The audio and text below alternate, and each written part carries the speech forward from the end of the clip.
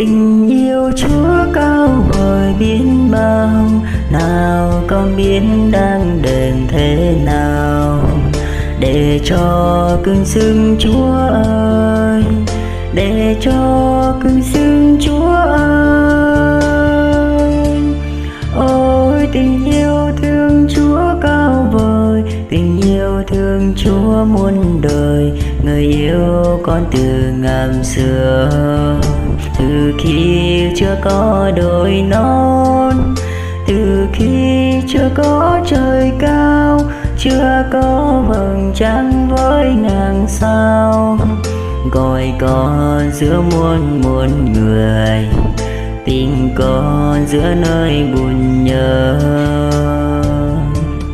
Tình yêu Chúa cao vời biết bao, nào con biết đang đền thế nào, để cho cưng xưng Chúa ơi, để cho cưng xưng Chúa ơi. Ôi vì con nên Chúa quên mình, vì yêu nên hiến thân mình, gọi con nên ban tình chàng. Từ dù bao sóng gió hiền nguy, dìu con đi giữa trần gian, Chúa ngày đến ân ủ con.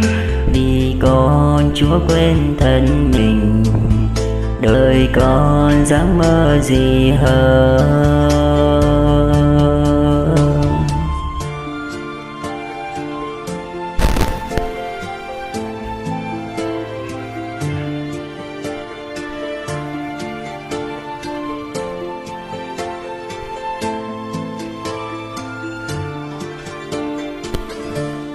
Tình yêu Chúa cao vời biết bao, nào con biết đang đền thế nào, để cho cưng xưng Chúa ơi, để cho cưng xưng Chúa ơi.